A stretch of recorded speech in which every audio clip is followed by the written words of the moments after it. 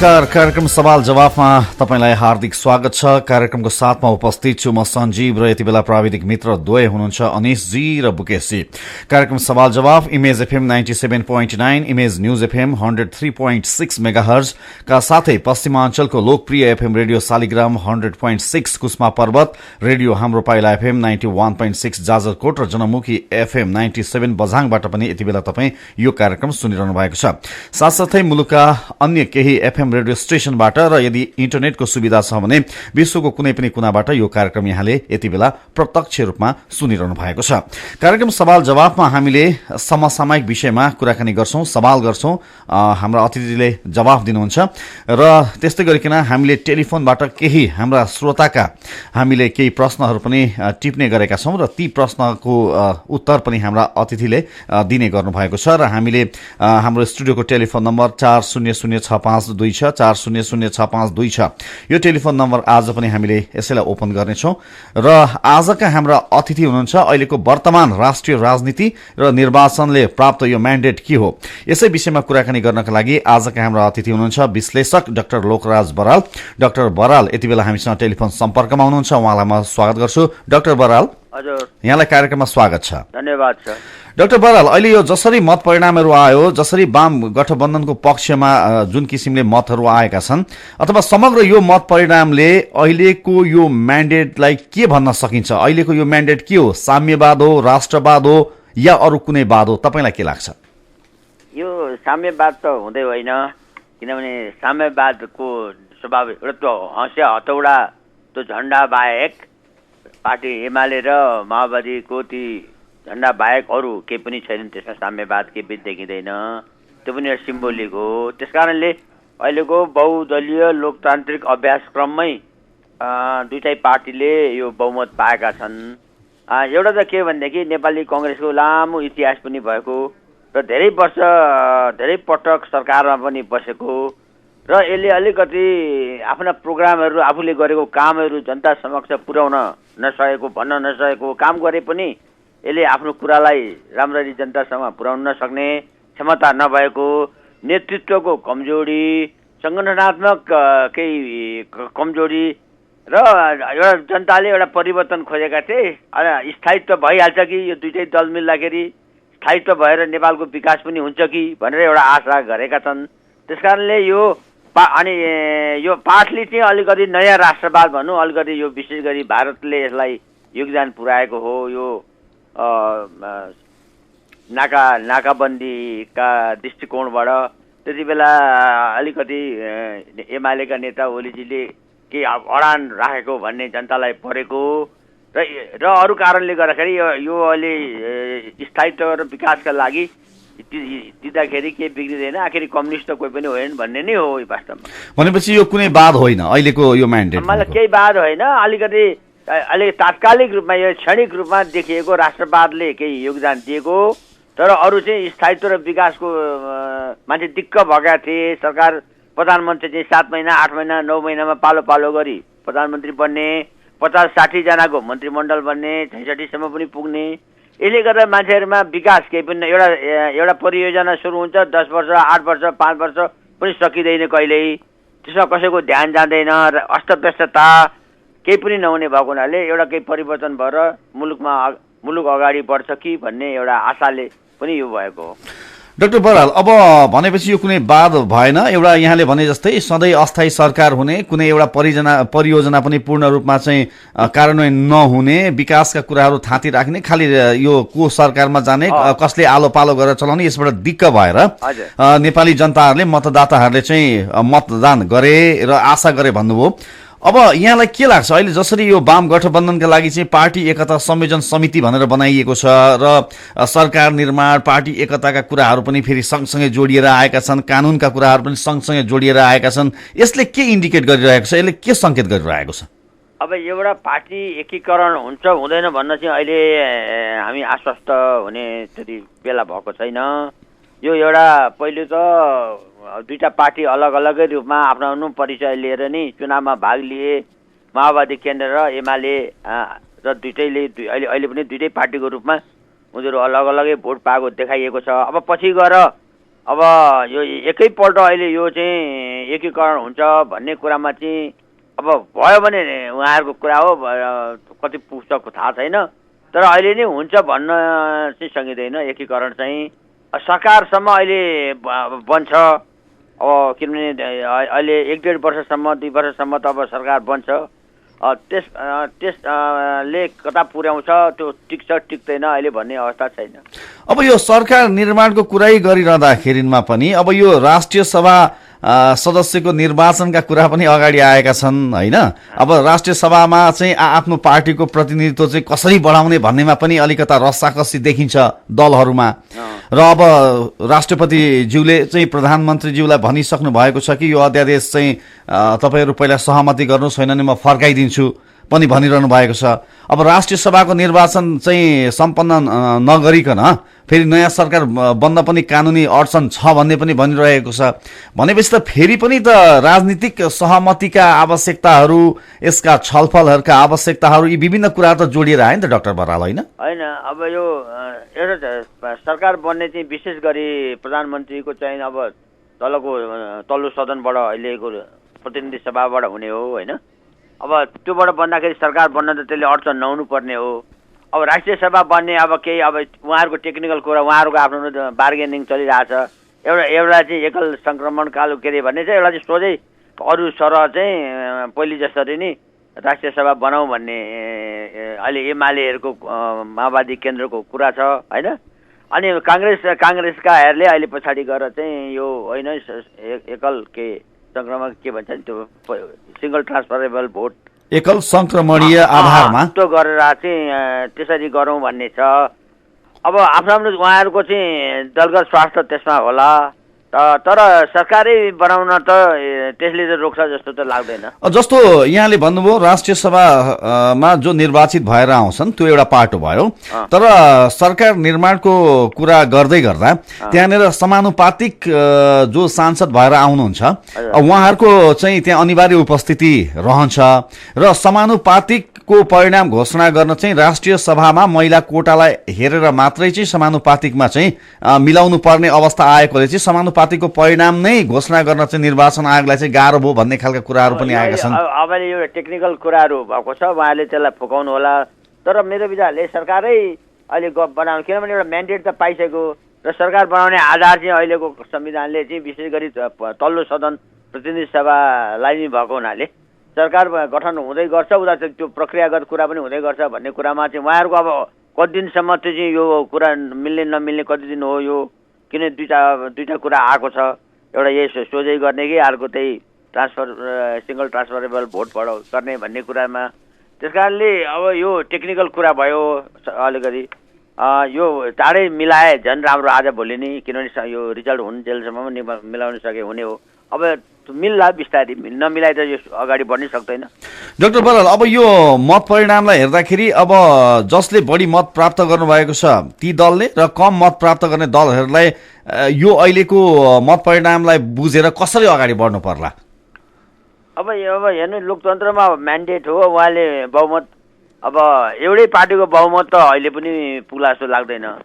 अब एमालेको मात्रै पुग्दैन, दुइटैले अहिले गठबन्धन गरेको हुनाले दुइटैको मिलेर बहुमत पुग्ने हो होइन। उहाँले सरकार बनाउनुहुन्छ, अब त्यस पछाडि प्रतिपक्षमा अरूले बस्ने कुरा हो। र फेरि नेपालमा कस्तो हुन्छ भने अब के हुन्छ भन्न पनि सकिँदैन अहिले नि। भोलि माओवादी, नेपाली काङ्ग्रेस र मधेसवादीहरू अरू मिल्यो भने पनि फेरि उनीहरूले पनि बहुमत पुर्याउँछन्। एमाले त बहुमतमा अहिले छैन नि त, एक्लै त पुग्न सक्दैन नि उसको त। अहिले त चुनावको गठबन्धन छ, दुईटा पार्टी एकीकरण भएकै छैनन् होइन। त्यो सिम्बोलमा पनि अलग अलग सिम्बोलमा चाहिँ चुनाव लडेका छन्, चिन्हमा चाहिँ लडेका छन् भनौँ न। त्यसले गर्दाखेरि अहिले होइन, तर अहिले चाहिँ उहाँले चुनावी गठन गरेर अहिलेसम्मको समझदारीका आधारमा सरकार त बहुमतमा आउँछ, त्यसले बनाउँछ। त्यस पछाडि अरूले त प्रतिपक्षको भूमिका गर्ने हो। तर राम्रो काम यति बेला आएर चाहिँ मुलुकमा राम्रो उसको लागि सकारात्मक सोचले नै अगाडि बढ्नुपर्छ। सधैँ त्यसलाई चाहिँ बाधकको रूपमा मात्रै पनि बस्नु हुँदैन भन्ने लाग्छ। अथवा भनौँ न, निर्वाचन अगावै कसरी हुन्छ, अब मतदाताहरूको मत जित्नलाई विभिन्न त्यागका कुराहरू, विभिन्न निस्वार्थी कुराहरू चाहिँ आउँछन्, तर अब मत प्राप्त गरिसकेपछि चाहिँ भोलिका दिनमा विशुद्ध स्वार्थको राजनीति पनि नहोला भन्न सकिएन उसो अब राजनीति स्वार्थकै लागि त यो भइरहेछ। त्यो त भन्ने एउटा कुरा कत्रो उहाँहरूले चाहिँ प्रतिज्ञा गरेका छन् यहाँ। अब अस्ति नै नगरपालिकाको चुनावमा गाउँपालिकाको चुनावमै कत्रो ठुलो यहाँ मोनोरेल चलाउनेदेखि लिएर अन्डरग्राउन्ड रेलदेखि लिएर के नि भयो। त्यस्तै अब अहिले चाहिँ विकास सभा मूल फुट्ने भयो सब भयो भन्ने खालको आकाङ्क्षाहरू जनतालाई दिएको छन्। अब त्यो गरिदिए अब त्यो त्यसतापट्टि लागेर आफ्ना घोषणापत्र अनुसार काम गरिदिए त राम्रो कुरा हो। तर त्यसमा मलाई चाहिँ 10-15% मात्रै पनि भयो भने पनि मेरो लागि त धेरै कुरा हुन्छ। तर भएको देखिँदैन कुनै प्रोग्राम अहिलेसम्म टाइममा सकिएको छैनन्। अब काठमाडौँ नै सहर भनौँ न, संसारले सबैले मन पराएको यत्रा टुरिस्टहरू आउने सहर काठमाडौँको हालत तपाईँले देख्नु भएको छ। यहाँ केही हुँदैन, त्यही प्रधानमन्त्री हिँड्छन्, त्यही अरू मन्त्री हुन्छन्, त्यही नेताहरू हिँड्छन्, सारा सबै यहीँ थुप्रेका छन्। त्यसको त एउटा केही तपाईँले विकास देख्नुहुन्न भने अरू ठाउँको के विकास देख्नुहुन्छ? अब डाक्टर बराल, अहिले जसरी यो स्थानीय तह प्रदेश र सङ्घको जुन हामीले कल्पना गरेका छौँ यो पहिलो प्रयोग पनि छ यो प्रदेश त होइन। अब भोलि काम गर्दै जाँदा निर्वाचित भएर गएका जनप्रतिनिधि अथवा त्यो संयन्त्रहरूका बीचमा समन्वयमा कमी हुने, तँभन्दा म के कम, तिमी फलानु प्रदेशको हामी फलानु प्रदेशको, हाम्रो यति सोर्स तिमीहरूको सोर्सै छैन, यस्ता यावत कुराहरूले चाहिँ फेरि समन्वयको अभाव हुने, मनमुटाव बढेर जाने र राम्रोसँग विकास नहुने सम्भावना कतिको देख्नु भएको छ यहाँले? अब अहिले सम्भावना म त्यस्तो सम्भावना देख्दिनँ। अब अलिअलि त भइहाल्छ कहिलेकाहीँ। त्यसको लागि एउटा ट्रिब्युनल एउटा आयोग गठन हुन्छ, त्यसले मिलाउँछ कतिवटा जग्गा। तर त्यस्तो नेपालको अहिले त्यो हुने, अहिले नै झगडा हुने एकअर्कामा भन्ने त्यस्तो लाग्दैन। तर त्यसको व्यवस्थापन गर्नको लागि त त्यो त व्यवस्थापन गर्न त एउटा ट्रिब्युनलहरू हुन्छ। जस्तो राज्यको बिचमा स्टेट प्रोभिन्सको प्रान्तको बिचमा केही मनमिठाव भयो, केही झगडा भयो भने त्यसलाई मिलाउने, त्यो आर्बिट्रेसन त्यसको भन्छ, त्यसलाई त्यो मिलाइदिने कुराहरू हुन्छ। अरूमा पनि छ, भारतमा पनि छ।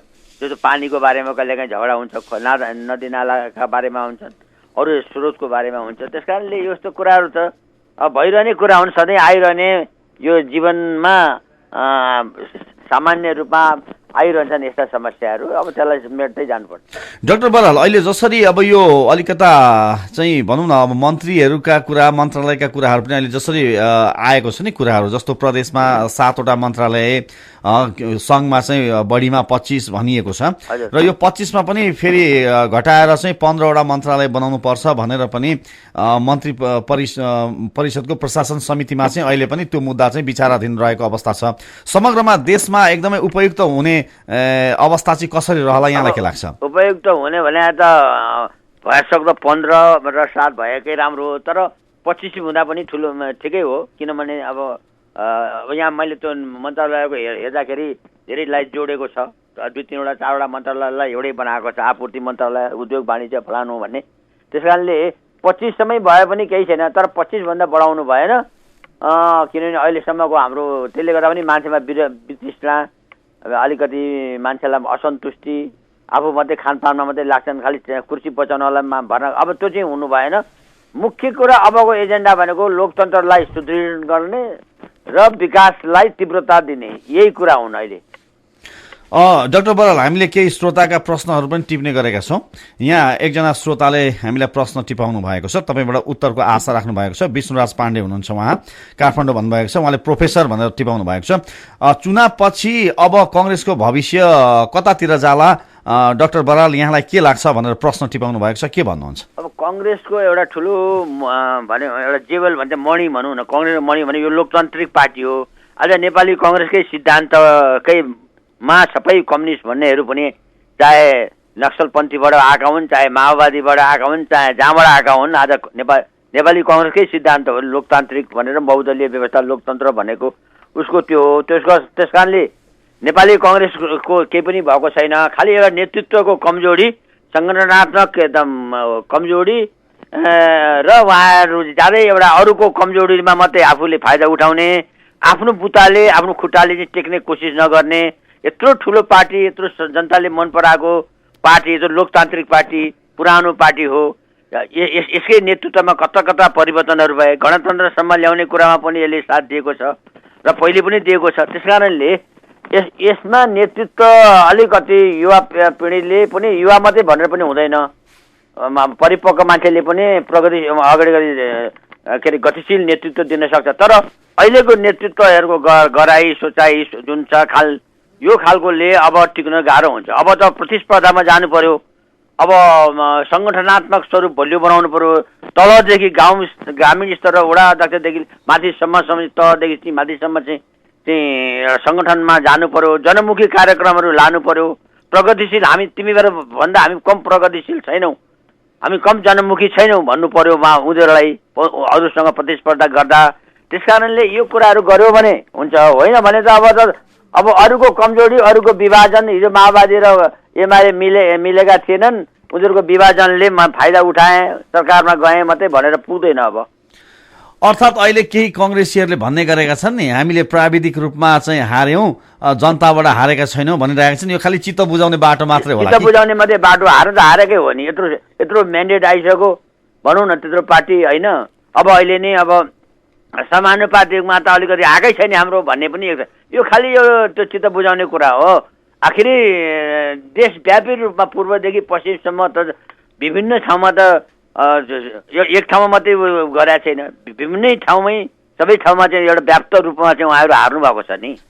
अहिलेको यो म्यान्डेटले डाक्टर बराल जम्मा 5वटा पार्टीले मात्रै अब लगभग राष्ट्रिय दलको मान्यता पाउने स्थिति देखिएको छ।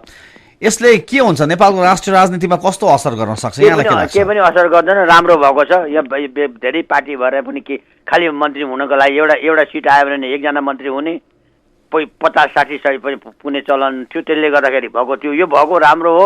अब उहाँहरू अरू पार्टीमा जोइन गर्नुहुन्छ, जो त्योभन्दा कम आउनेहरू। डाक्टर बराल, अर्को एकजना श्रोताले यहाँ प्रश्न टिपाउनु भयो हामीलाई, गंगा प्रसाद शर्मा नेपाली, नयाँ बानेश्वर भनेर उहाँले टिपाउनु भएको छ। उहाँले भन्नुभएको छ, डाक्टर बराल तपाईँ विज्ञको धारणा के छ, नेपालमा विदेशी गुप्तचरहरूको चलखेल कतिको रहन्छ र विदेशी गुप्तचरहरूको प्रभाव नेपालको राष्ट्रिय राजनीतिमा कतिको पर्छ, तपाईँ विश्लेषक भएको नाताले के भन्नुहुन्छ भनेर गंगा प्रसाद शर्मा नेपालीले टिपाउनु भएको छ। के भन्नुहुन्छ? यो कुनै नयाँ कुरा होइन, जहाँले पनि गुप्तचरहरू हुन्छन्, अहिलेको संसारमा जहाँ पनि पुगेका हुन्छन् सधैँ, किनभने यो त यथार्थ हो। त्यो ती छन् भन्दैमा हामी कमजोर भयौँ भने उनीहरूले फाइदा उठाउने हुन्। अब हाम्रो घर बलियो भयो भने केही पनि हुनेवाला छैन। त्यो त अब यहाँ सबै छन्, यो खुला छ, यहाँ यो खुला राजनीति पनि खुला छ, सबै किसिम खुला छ, दलहरू छन्, सम्पर्क छ उहाँहरूको। त्यस कारणले यो चाहिँ यो भएकै कुरा हो। या त फेरि उनीहरूको त आन्तरिक यो गुप्तचर हुन्छ, अनि विदेशमा गर्ने गुप्तचर हुन्छ। जस्तो अब इन्डियाको चाहिँ रिसर्च एन्ड एनालिसिस विङ भन्छ, भन्छ, त्यसै चाइनाको त्यसै छ, अमेरिकाको CIA भन्छ, होइन, सबैको आफ्नो आफ्नो हुन्छ। त्यो त भएकै कुरा अहिलेको कुटनीतिक उसमा। यो झन् त्यसमा पनि यत्रो खुला समाज छ हाम्रो। तर हामीले हाम्रो नीति कस्ता हुन्छन्, हाम्रा नेता कस्ता हुन्छन्, हामीले कसरी चल्नुपर्छ भन्ने हामीले गर्ने कुरा हो। र तिनीहरूलाई कुन ठाउँमा राख्ने हो भन्ने हामीले गर्ने रणनीति अनुसार चल्ने हो हाम्रो रणनीति। डाक्टर बराल, अब नयाँ म्यान्डेटसँगै छिमेकी मुलुकको सम्बन्धका कुराहरू पनि उठाइन्थे, तर छिमेकी मुलुक भारतले हिजो मात्र अब बन्ने नयाँ सरकारसँग काम गर्न आतुर रहेको जनाएको छ र निर्वाचन सम्पन्न भएकोमा स्वागत पनि गरेको छ। यसलाई कसरी लिनु भएको छ यहाँले? त्यो स्वाभाविक रूपले जुनसुकै सरकार आए पनि उनीहरूले डिल गर्नुपर्छ। हामीले पनि जुनसुकै सरकार भारतमा आए पनि हामीले चाहिँ त्यो सहकार्य गर्नुपर्छ। त्यो वक्तव्य आएको राम्रो हो। त्यसै त्यो त्यही अनुसारले सहयोगात्मक सम्बन्ध हुनुपर्छ। अब सधैँभरि अब उसले चाहेको मात्रै कुरा मात्रै पनि हुनु हुँदैन। हामीले चाहेका जस्ता राष्ट्रवाद बढी उचालेर कसैलाई विरोध गर्ने काम पनि गर्नु हुँदैन। देश विकास र स्थायित्व लोकतन्त्रलाई अगाडि बढाउने, जनताको पिरमार्का हेर्ने काममा लाग्नुपर्छ। त्यसकारणले त्यही हो, उनीहरूले दिएको सद्भावनाको लागि स्वागत गर्नुपर्छ। डाक्टर बराल, अब यहाँलाई त अहिलेको भनौँ न एउटा विश्व राजनीतिमै अपडेट भएर बसिरहनु भएको हुन्छ। अहिले नेपालको जुन गति छ, जसरी गइरहेको छ, हाम्रो गति कतातिर गइरहेको र यसले के सङ्केत गरेको यहाँलाई महसुस हुन्छ? हाम्रो केही गति कतै पनि गएको छैन। हामी एकदम त्यो अहिले त एकदम ज्यादै खुम्चिएर बसेका छौँ। पहिले जब अरू संसारभरिका मान्छेहरू पनि आउँथे, राष्ट्रपति पनि आउँथे, प्रधानमन्त्रीहरू पनि आउँथे, जान्थे, हुन्थे। अहिले देख्नु भएन। अब हुँदा आफ्नो मित्र राष्ट्रहरूकै राष्ट्रपति आउन पनि गाह्रो मानिरहेको छ। चिनकै राष्ट्रपति आउनलाई कत्रो गाह्रो भइरहेको छ, अहिलेसम्म आएकै छैन। अब भारतकै प्रधानमन्त्री 17 वर्षपछि आए, मोदीजी आए, 2 पल्ट आए, फेरि त्यो बिचमा के बमण्डल भयो, त्यो त्यतिकै भयो। त्यस कारणले हामीहरू अहिले एकदमै खुम्चिएर बसेका छौँ। हाम्रो इमेज जुन छ, बाहिर देखाउनु पर्ने जुन हाम्रो स्वरूप छ, त्यो राम्रो छैन। किनभने अस्थिर सरकारहरू छ, छिनछिनमा एउटा सरकार आउँछ, अर्को आउँछ। त्यसैले स्थायित्व र विकास दुइटै हुनुपर्छ भनेको हो। डाक्टर बराल, अहिले फेरि एकजना श्रोताले यहाँ प्रश्न टिपाउनु भएको छ। रूपन्देहीबाट डोलराज पराजुली भनेर नाम पठाउनु भएको छ, रूपन्देहीबाट।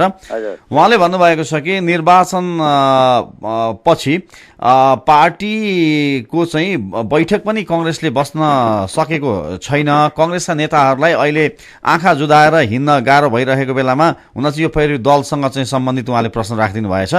किन यसरी चाहिँ समीक्षा गर्न काङ्ग्रेसले सक्दैन, तपाईँलाई के लाग्छ भनेर उहाँले त्यसरी प्रश्न राख्नु भएको छ। यो काङ्ग्रेसको हामीले त समीक्षा मात्रै गर्ने होइन कि एउटा तुरुन्त त्यो नेतृत्व चाहिँ यदि बलियो र सबल छ भने उसले तुरुन्त अब चाहिँ म यसो गर्छु भनेर चाहिँ पार्टी सभापतिले चाहिँ बोलाएर चाहिँ एउटा नयाँ कार्यक्रम दिन्छु, अब पार्टीलाई अगाडि यसरी बढाउँछु, देशव्यापी रूपमा हामी सङ्गठन गर्छौँ भन्ने एउटा नयाँ ऊर्जा दिनु पर्ने हो। अब अहिले बेला भइसकेको छैन, बिस्तारै रिजल्ट पनि आइसकेको छैन, त्यो हुँदै जाला। अब अर्को एउटा प्रश्न छ, क्षेत्र पार्टीबाट हरिबहादुर नेपाली भनेर टिपाउनु भएको छ। उहाँले के भन्नुभएको छ, अब बन्ने सरकारले यो भ्रष्टाचार गरेकाहरूको सम्पत्तिलाई कसरी व्यवस्थापन गर्ने र भ्रष्टाचार चाहिँ निवारण गर्न के गर्नु पर्ला, के भन्नुहुन्छ डाक्टर बराल भनेर उहाँले प्रश्न राख्नु भएको छ। भ्रष्टाचार निवारण गर्न पहिले आफ्नैबाट सुरु गर्नुपर्छ, आफ्नै पार्टीबाट सुरु गर्नुपर्छ, आफ्नै नेताबाट सुरु गर्नुपर्छ, कार्यकर्ताबाट सुरु गर्नुपर्छ। किनभने खालि आफूले अरूले मात्रै खायो मात्रै भनेर एउटा नायब सुब्बालाई नासुलाई पक्रेर मात्रै के हुनेवाला छैन। किनभने सबै पार्टीहरू त विभिन्न रूपले काहीँ न काहीँबाट चलिरहेकै हुन्छन्। भ्रष्टाचारका अनेक रूपहरू छन्। त्यसैलाई कसरी बन्द गर्ने, त्यस कारणले मैले यो भ्रष्टाचार निर्मूल हुन्छ भन्नेमा त मलाई लाग्दैन। त्यसलाई कसरी कम गर्ने, न्यूनीकरण गर्ने। अहिले एउटा अफिसमा गयो भने अलिकति पैसा नदिकन तपाईँको कामै हुँदैन केही पनि। यो लेभलको भ्रष्टाचार छ। त्यस कारणले स्वच्छ हुनको लागि त माथिबाटै नेताहरूबाटै त्यो देखाउन सक्नु पर्यो। त्यो अनुसारको आचरण हुनु पर्यो। उठ्ने बस्ने शैली, खानपिन, गाडी चढ्नेदेखि लिएर त्यो कस्तो खालको जीवन बितान गर्ने, त्यहाँदेखि त्यो चाहिँ आदर्शका कुरा भए। तर अब मलाई चाहिँ लाग्दैन कि यसरी न्यून अथवा हुन्छ, निर्मूल हुन्छ भन्ने चाहिँ लाग्दैन। डाक्टर बराल, अब आजको दिनमा जसरी हामीले कुराकानी गरिरहेका छौँ, समीक्षा गरिरहेका छौँ, अथवा जसरी हामीले आशा गरिरहेका छौँ नि, यहाँले अहिले भ्रष्टाचारको कुराहरू गर्नुभयो, आफैबाट चाहिँ सुधार गर्नु पर्यो, आफ्नै आत्मा आलोचनाबाट नै सुरुवात गर्यो भनेदेखि चाहिँ बरु त्यसले एउटा चाहिँ गति लिएला भनेर जुन भनिरहनु भएको छ, के लाग्छ यो आत्मा आलोचना गर्न? अब हाम्रो राष्ट्रिय राजनीति हेर्दा त सबैभन्दा ठिक चाहिँ म, बाँकी सबै खराब भन्ने चाहिँ एउटा परम्परा छ नि त हाम्रो राष्ट्रिय राजनीतिमा। त्यस कारणले लोकतन्त्र आज लोकतन्त्रमा विकृति आएको कारणले त हो नि। चुनावमा पैसा चाहिन्छ, करोडौँ चाहिन्छ, कहाँबाट आउँछ पैसा? त्यसै त आउँदैन। भोलि सबैले त्यो लगानी गरेका छन्, त्यो लगानी फेरि उठाउने काम कहाँबाट हुन्छ? राजनीतिज्ञबाटै हुन्छ। आज अस्पताल बनाउने, स्कुल बनाउने, कलेज बनाउने यो जुन छ सबैले चिजहरू आबद्ध छन्, ती सबै आबद्ध छन्। अब त्यहाँ हुने, अब त्यहाँ पैसा कमाइ भएको छ, गरिबका छोराछोरी पढ्ने पाउँदैनन्, हुने खानेका छोराछोरी त्यस्ता स्कुलमा पढ्छन्, उनीहरूले नै पैसा दिन्छन् होइन, तिनीहरूले नै ट्याक्स तिर्दैनन्। फेरि कति भनौँ, आज अघि मात्रै भर्खर पढ्दै थिएँ, ठुल्ठुला घरानाकाहरूले, ठुल्ठुला कम्पनीहरूले, उद्योग धन्दाहरूले पैसा तिरेका छैन, कर तिरेका छैन भनेर हामीले ललितपुरकै कुरा पनि देखाएको थिएँ। गर्दाखेरि त्यस्तो अवस्था छ। सबैको नेटवर्किङ छ। अब तलदेखि माथिसम्म नेटवर्किङ यसै सञ्जाल फैलिएको छ। अनि कहाँ रोक्ने गर्ने भन्ने कुरा बडा विचित्रको छ। धेरै ठुलो कुरा हो यो। अथवा राजनीति पनि गर्ने, राजनीति सँगसँगै अन्य व्यवसायमा हात हाल्ने, पैसा खाने, सबैतिर व्यापार पनि गर्ने, अनि त्यसलाई अनुमोदन गर्नुपर्छ भनेर त्यसैमा लाग्ने, त्यसबाट पैसा आउने, त्यसले पार्टीलाई फन्ड गर्ने, एनजिओ आइएनजिओहरू त्यस्तै छन् सबै, त्यसले पनि फन्ड गर्नेमा लागेका छौँ हामीहरू काहीँ न काहीँ। अनि कसरी हुन सक्छ? अर्थात् डाक्टर गोविन्द केसी जस्ताका मागहरू सम्बोधन हुन गाह्रो हुने र सम्बोधन भए पनि भोलि तलमाथि उल्टिने सम्भावना त्यत्तिकै छ। त्यसो भए अब त्यत्तिकै छ। अब उल्ट्यायो भने उहाँहरूलाई पनि जनताको आँखामा त उहाँहरू गिर्नुहुन्छ। तर अब त्यो सम्भावना छन्। अब किनभने आफ्नो स्वार्थ त्यहाँ थुप्रो लागेका छन् स्वार्थमा। अब ओलीजीले त हामी सबै उल्टाइन्छौँ भन्नुभएको छ नि अस्ति भाषणै गरेर। अब कति उल्टाउनुहुन्छ उहाँले त्यो चुनावको बेला भनेको, पछि कति फेरि नयाँ किसिमले सोच होला, त्यो अर्को कुरा हो। तर अब त्यसरी उल्टाउँदै गयो भने त यहाँ त कहिले पनि चेन्ज त परिवर्तन कहिले नआउने भयो, सुधार कहिले नहुने भयो। डाक्टर बराल, अब यो उल्टाउने सुल्टाउने नेपालको राष्ट्रिय राजनीतिमा चलि नै रहेको छ। यो 46-47 देखिको अहिलेसम्मको राष्ट्रिय राजनीतिको विकासक्रमलाई हेर्ने हो भने हामी कति माथि गयौँ, कति मेच्योर भयौँ, अथवा हामी अहिले पनि धेरै कुराहरू सिक्न बाँकी छ? कति प्रगति देख्नु भएको छ यहाँले डाक्टर बराल? मैले धेरै माथि पनि गएका छौँ, खालि नकारात्मक कुरा गरेर हुँदैन। त्यत्रो ठुलो परिवर्तन भएको छ। तपाईँ जिल्लामा जानुहोस्, गाउँमा त हामी घुमिरहन्छौँ, गाउँघरमा चाहिँ भएको छ, बाटाघाटाहरू गएका छन्, अनेक किसिमको मान्छेले कृषकले आफ्नो काम गरेर खाइरहेका छन्, नयाँ नयाँ प्रविधिहरू आइरहेका छन्। यत्रो मिडियामा सञ्जाल नेपालभरि फैलिएको छ, सबै आज सचेत छन्, जागरुक छन्, चेतनशील छन्। खालि एउटा राजनीतिक दलहरूको यो सरकारमुखी कुर्सीमुखी यो खेलले गर्दाखेरि देशमा विकास अलिक अझ हुनुपर्ने। जस्तो अब 30-40 लाख युवाहरू बाहिर काम गर्न जान्छन्, तिनीहरूलाई घरभित्र आफ्नै देशभित्रै उनीहरूलाई रोजगारको अवसर प्रदान गर्नुपर्ने र अलिकति विकासमा लाग्नुपर्ने। र यो संस्थागत विकासमा कमजोर मात्रै भएको हो, अरू किसिमको विकास त नभएको होइन नि। भनेपछि यहाँले अलिकति अप्टिमिस्टिक कुरा गर्नुभयो, तर कतिपयले पिट्टीकै काम भएन भन्ने खालको कुराहरू पनि गर्छन् नि त। त्यो त भन्न मिल्दैन, किनभने हामीले आफै आँखाले देखाएका छौँ। तपाईँ अब नेपाली कङ्ग्रेसकै त्यसैले भन्छु नि, नेपाली कङ्ग्रेसले त धेरै काम गरेछ, तर उसले मार्केटमा पुर्याउन सक्दैन पुरा आफ्नो कुरा। उसको मार्केटको खुबी छैन। मैले यति गरेँ यति गरेँ भन्न सक्दैन, आफ्नो सामान बेचेको कुरा पनि बताउन सक्दैन। अब त्यही कुराहरू चाहिँ अरूले चाहिँ भन्छन् हामीले यति गरौँ, यो गरौँ, बुढाबुढीलाई भत्ता दिउँ, यो गरौँ भन्दै हिँड्छन् होइन। त्यस कारणले नभएको त होइन नि, सबैले गरेका छन्। अब तर राजनीतिक विकास चाहिँ संस्थागत विकासमा कमजोरी भयो। अब काङ्ग्रेसले के काम गरो र के चाहिँ गरो भन्ने कुरा गर्छन्। डाक्टर बराल, तपाईँको स्मरण के छ ल काङ्ग्रेसले गरेको एक दुईवटा काम? अब त्यो त यहाँ बसेर अहिले 10-15 मिनट रेडियोमा बोलेर के होइन, तथ्याङ्क हेर्नुपर्छ। के भयो विकास 40 सालपछि, के विकास भयो, कति बाटाघाटा बने, कहाँ बने, कसले बनाए, के गरे, कुन नयाँ कुराहरू आए, मिडियामा कसरी परिवर्तन आयो, फलानु यातायातमा कसरी भयो, फलानु भयो भने यस्तो कुरा त त्यो त अध्ययन गर्नुपर्छ नि। त्यसै विषयमा उडन्ते कुरा गरिदिएर त हुँदैन नि।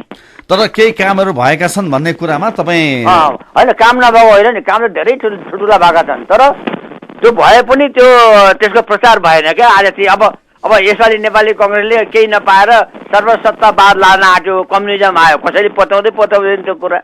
आफूले गर्यो कामको प्रचार गर्नुपर्ने हो नि उसले त। तर उसले चाहिँ सर्वसत्तावाद भन्दा मै पत्याउँदिनँ। कोही कम्युनिस्टै छैन नेपालमा भन्छु म त।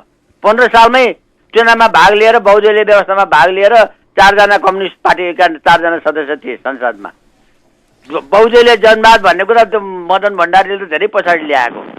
पहिलेदेखि नै यसमै लाग्यो, खालि नारा त्यो टाइटल मात्रै कम्युनिस्ट पार्टी, एमाले, माओवादी भन्ने मात्रै हुन्। माओवादीले बिचमा आयो, बन्दुक उठायो, दर्पण चल्यो, फर्केर आएर फेरि त्यही व्यवस्थामा आयो। गर्दाखेरि अब सर्वसत्तावाद कहाँ आउँछ भने भोलि आयो भने त फेरि फालिदिन्छन् जनताले। डाक्टर बराल, यो सुनसरीबाट एउटा हामीलाई प्रश्न टिपाउनु भएको छ हाम्रो एउटा श्रोताले। सुनसरीको धरानबाट उहाँले टिपाउनु भएको छ, नाम छ जीवा भट्टराई।